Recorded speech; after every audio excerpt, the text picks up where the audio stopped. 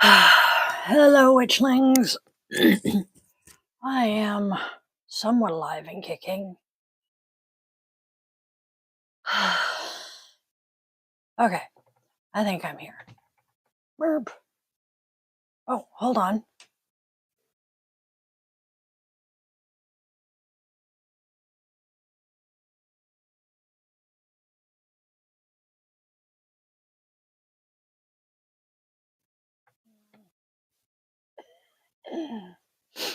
Burp. Oh, burp.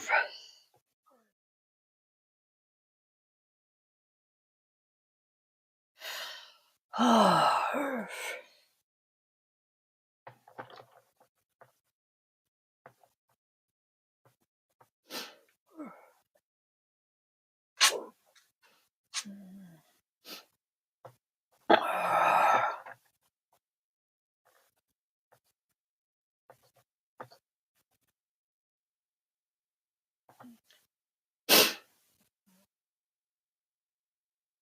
Okay.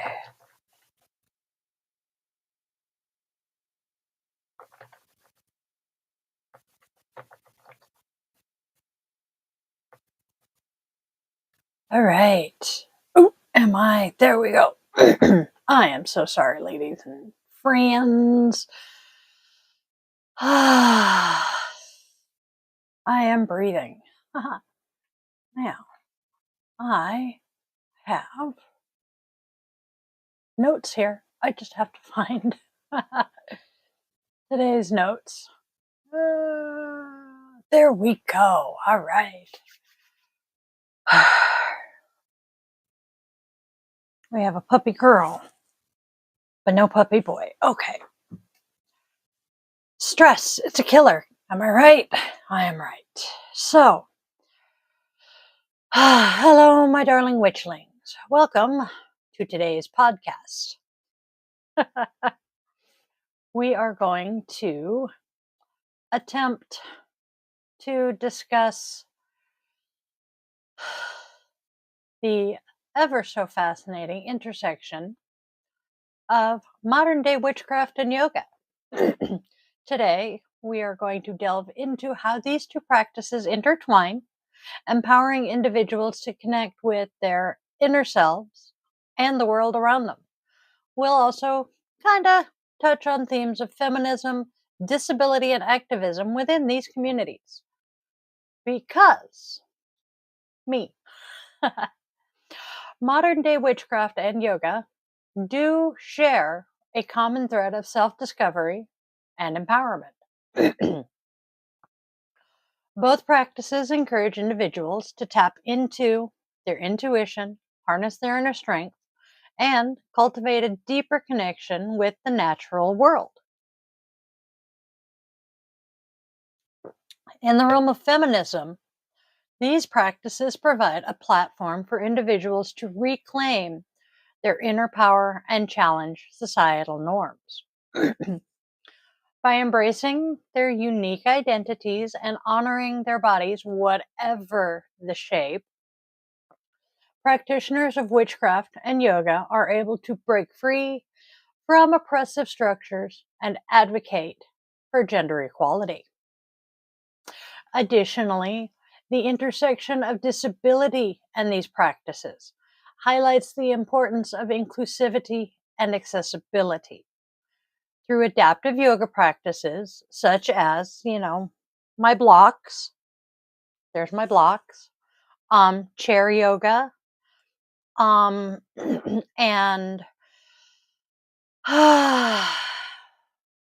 not modifying poses, but adapting poses to how different bodies work,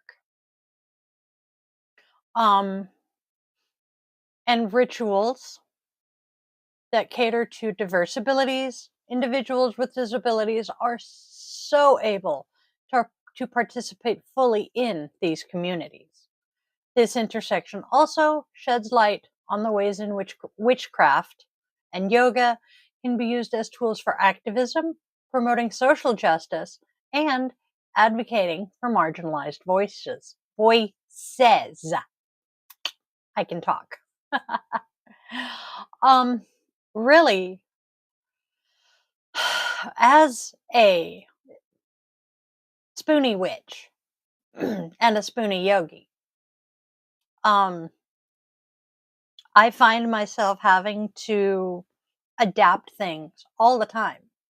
I mean, hell, I am a witch who is allergic to sage. That was frustrating to find out, let me tell you. um, Although white sage is something of a closed practice, um, that is a phrase that I have used before that I don't know that I have fully defined. There we go.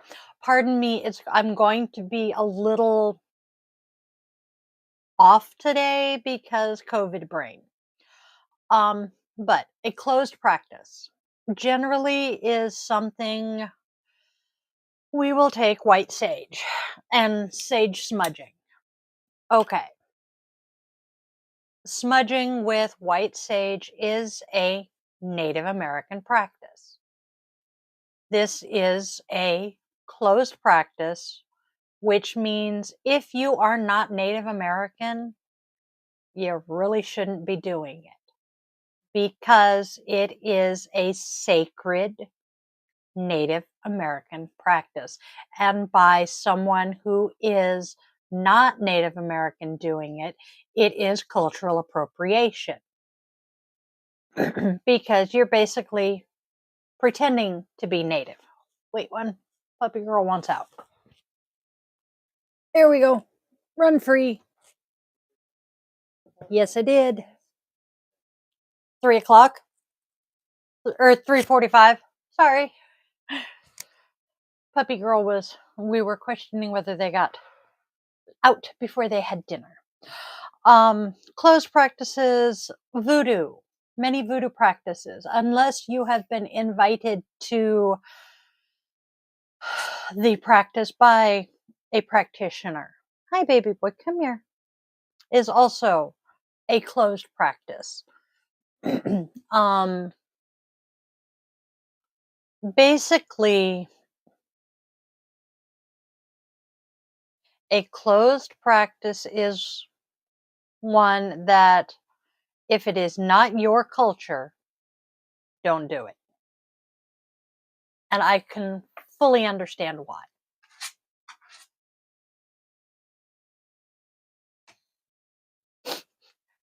I have a revolving door here today.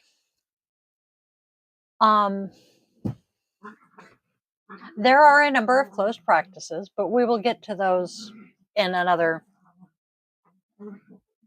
episode.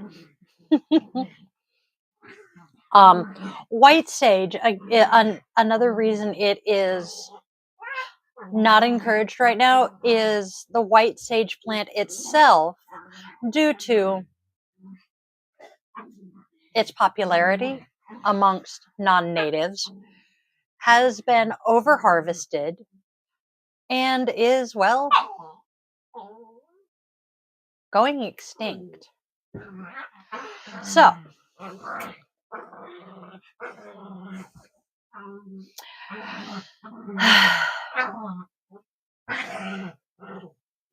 I'm trying to get my brain back to where I was. Being a disabled witch is interesting at times. Lavender, another common allergen. My youngest is allergic to lavender. I happen to love working with lavender. It is one of my signature herbs. I cannot use it when he is in the house. Oof. I know you can see the tail. I don't know if you can hear them. They are having a great deal of fun at my feet. So we have to find alternatives. And this is all part of being a spoonie, a disabled witch.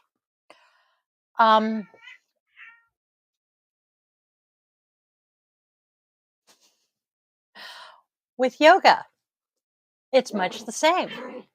I, as you can see, am not a small woman by any means.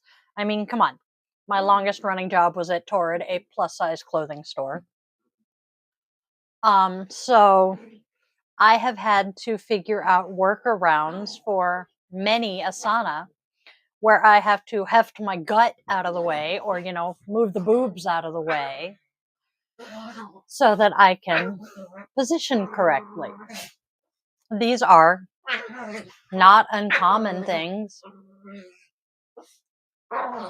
that other disabled or plus size spoonies have to do.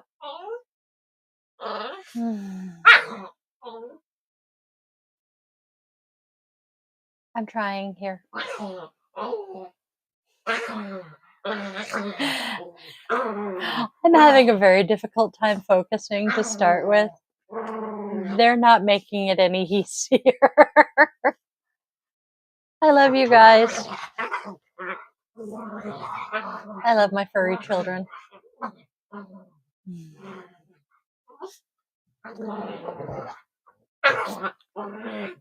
As a feminist, and a crunchy feminist at that, I also am striving for gender equality, which is mentioned in my notes. And this is something we were discussing, not last week, because I crashed hard last week. Thank you, COVID. But week before last, we were discussing, the fact that yoga is mostly a feminine space these days. I am working hard in my yoga space to make it a more gender inclusive. I personally don't care what gender you are, what gender expression you have. You're welcome in my yoga studio. I mean, hey, I have some very dear people in my life who are transgender and non-binary. I don't care. That's doesn't change who they are. So why should I care? Checking on the animals, I apologize. Gender inclusivity is important in magic, in yoga, feminism, all of the things that matter to me. I feel like I am rambling and babbling horribly, and I am having so much trouble focusing. I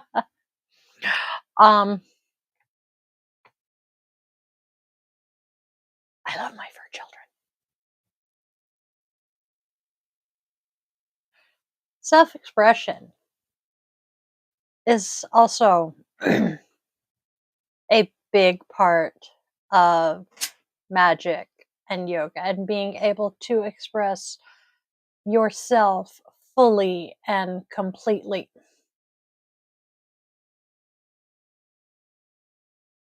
Wait one.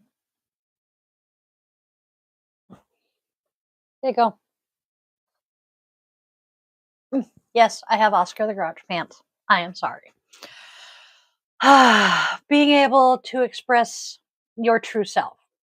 Again, gender expression, gender identity, who you are. The goddess doesn't care. I mean, really. Well, the goddess cares that you are true to who you are. But the goddess doesn't care if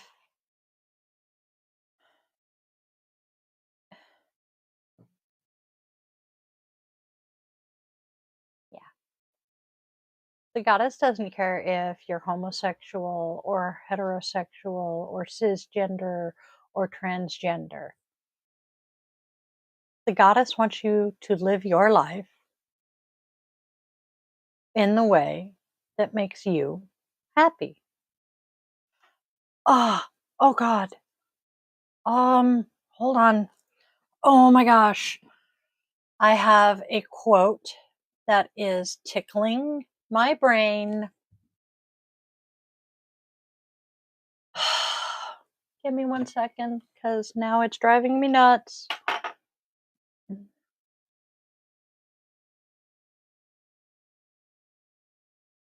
Quote, all acts of love.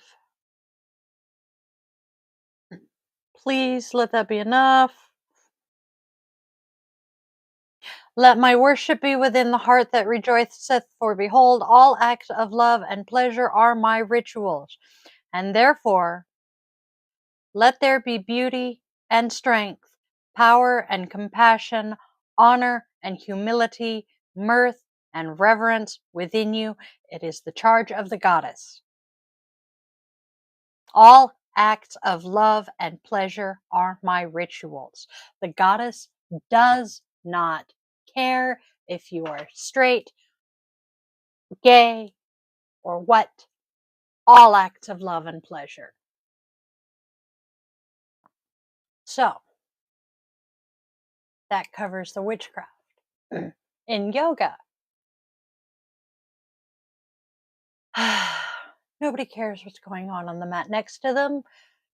Honestly, I know that when I'm doing yoga in a class, I am 100% focused on me and my body and my breathing, and I really am not giving a rat's fuck about what the person on the mat next to me is doing, unless there's a chance they're going to smack me in the face because our mats are too close.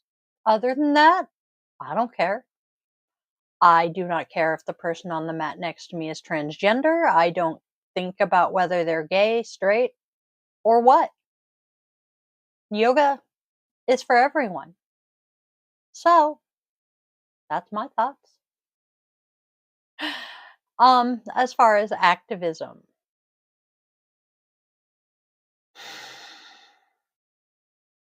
witchcraft is a place for activism. I mean,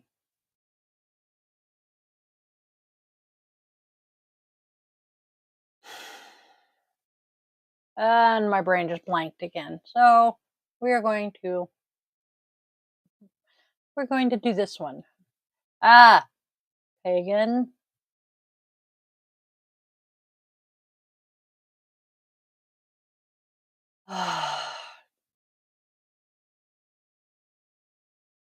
Damn it. I was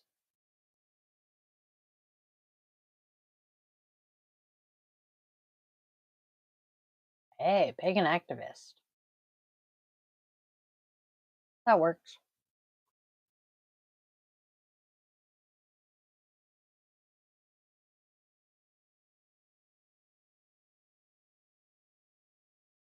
That didn't work. There we go. Pagan activism.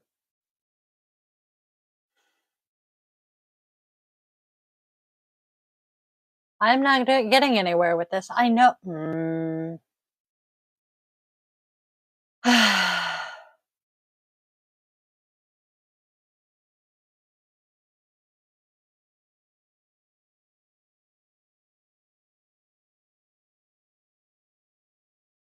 Why am I not having luck with what I want today?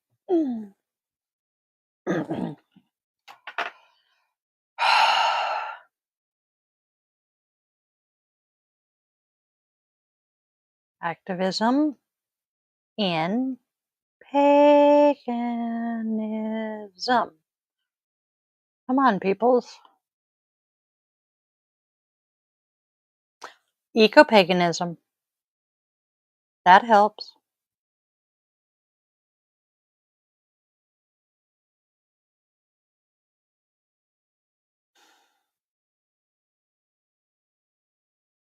Neo-paganism. Okay. Now we're getting somewhere. Ha ha.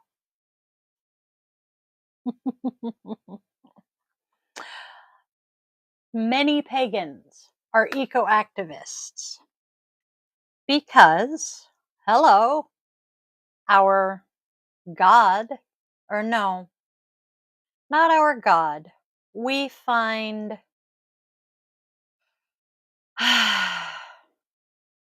We worship nature in many ways, as well as worshiping the old gods. We also find divinity. There's the word I was looking for. We find divinity in nature. So,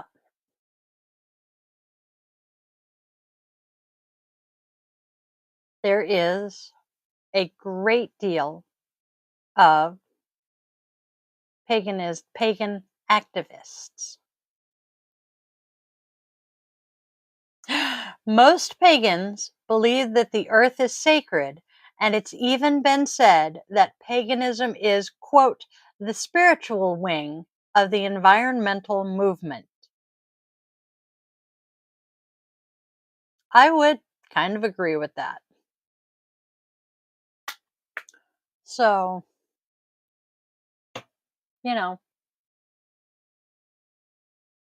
for many people,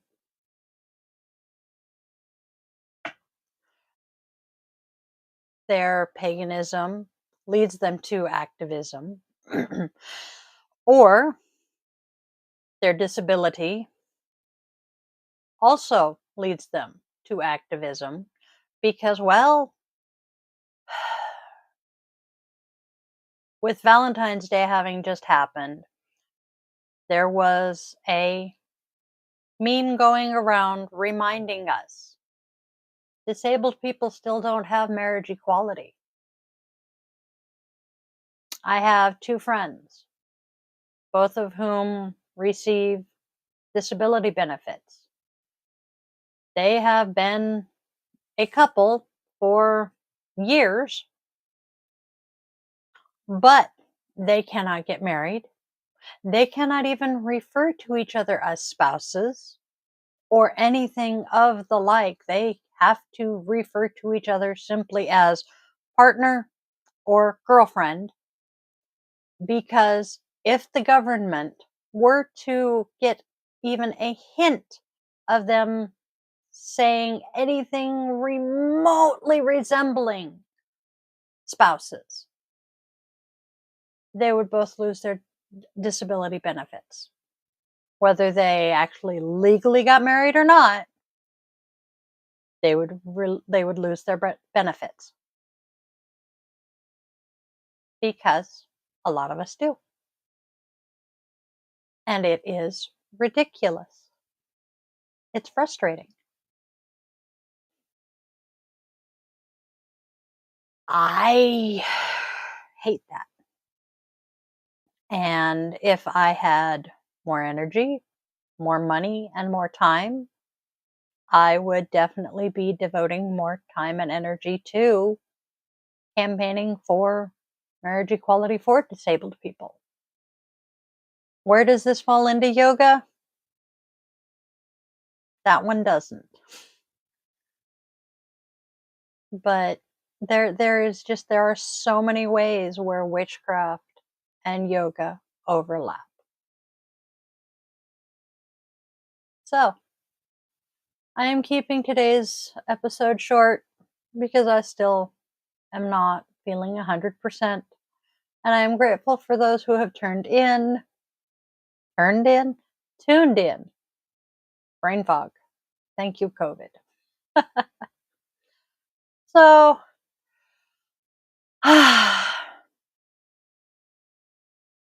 in conclusion, because I'm actually going to wrap this up kind of quickly today, the fusion. Wait, let me back up. Ah. Yes. In conclusion, the fusion of modern day witchcraft and yoga offers a very powerful platform for self expression, healing. Oh, God, does it offer a platform for healing of so much trauma, and social change by exploring themes of feminism, disability, and activism within these communities. We can gain a deeper understanding of the transformative potential of these practices. I encourage my listeners and viewers to continue exploring these intersections and to engage in conversations that definitely challenge the status quo. So, thank you for joining me today. Stay tuned for so many more episodes exploring this diverse and dynamic world. So, you want more behind the scenes stuff here? There is our wonderful QR code for the Patreon in the corner. You'll get behind the scenes stuff there. I'm working on it. Don't forget, follow me on social media for updates. And if you enjoyed this, which you may have, you may not have, definitely was not my best, but feel free, leave a comment, leave a review here on YouTube, Facebook, wherever. Eventually, I will be stripping the audio from these and uploading them to Spotify and other doobie-doobie-doo podcast hosting places. There we go. That's the words I'm looking for. Okay. Yes. So, today is Thursday. Tomorrow's Friday. Tune in tomorrow for the daily draw and guided meditation. Until then, I will see you all later. Have a wonderful, magical, blessed night. And as Will Wheaton says, don't be a dick. Love ya.